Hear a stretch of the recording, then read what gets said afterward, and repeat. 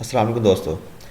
شیخ عبد الرحمن بن سلام المقری نے کتاب العقائد میں نقل کیا ہے کہ حضرت سلیمان علیہ السلام نے جب دیکھا کہ اللہ نے ان کے لیے دنیا کو وسیع کر دیا ہے اور دنیا اس کے ہاتھ میں ہو گئی ہے تو کہنے لگے، اے میرے معبود، اے میرے اللہ، اگر مجھے اجازت دے کہ میں تیری تمام مخلوقات کو پورے سال کے لیے کھانا کھلاؤں۔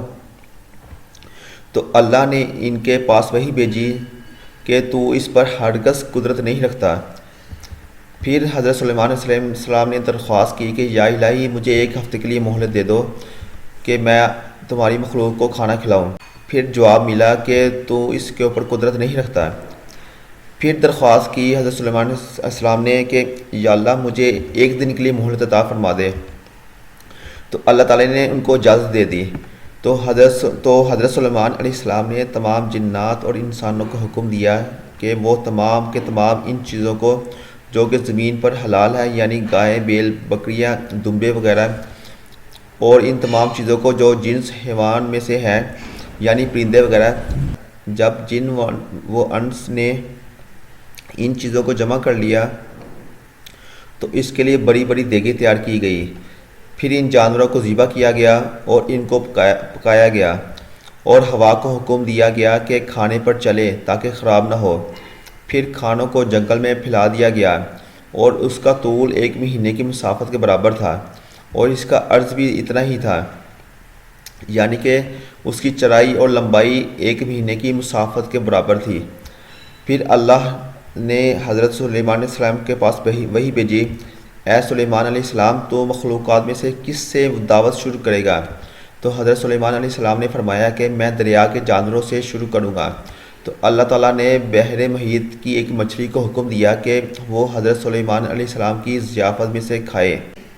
چنانچہ اس مچھلی نے سر اٹھایا اور کہا، اے سلیمان، میں نے سنا ہے کہ تو نے ضیافت کا دروازہ کھول دیا ہے، اور آج میری ضیافت تو کرے گا؟ حضرت سلیمان علیہ السلام نے فرمایا، لے اور کھانا شروع کر۔ چنانچہ وہ مچھلی آگے بڑھی اور دسترخوان کے شروع سے کھانے لگی۔ مچھلی نے اس قدر کھایا کہ ایک ہی لقمے میں سارے کا سارا کھانا کھا لیا، اور پھر اس مچھلی نے آواز لگائی کہ اے سلیمان، مجھے کھانا کھلاؤ اور میرا شکم سیر کرو۔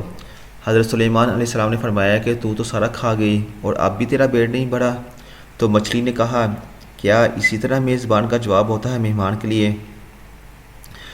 پھر مچھلی نے کہا، اے سلیمان علیہ السلام، آپ خوب جان لیجئے کہ میرے لیے ہر روز اسی طرح جتنا تو نے پکایا ہے، دن میں 3 مرتبہ کھانا متعین ہے، اور آج میرے کھانے کے روکنے کا سبب تو بنا ہے، اور تو نے میرے کھانے میں کمی کر دی۔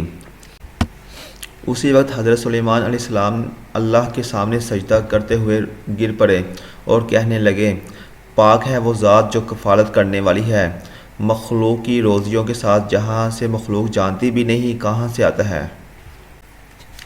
جی دوستو، جان لیجئے کہ بے شک ہمارے رازق صرف اور صرف اللہ ہی ہے، چنانچہ ہمیں صرف رزق اسی سے مانگنا چاہیے، اور کبھی اپنے مال و دولت اور وزارت و صدارت کے بل بوتے پر انسان ناز نہ کرے کہ میرے پاس مال ہے، منصب ہے، اس لیے مجھے رزق کے بارے میں پریشان ہونے کی ضرورت نہیں، بلکہ سب کچھ ہونے کے باوجود بھی اللہ ہی سے مانگتے رہنا چاہیے۔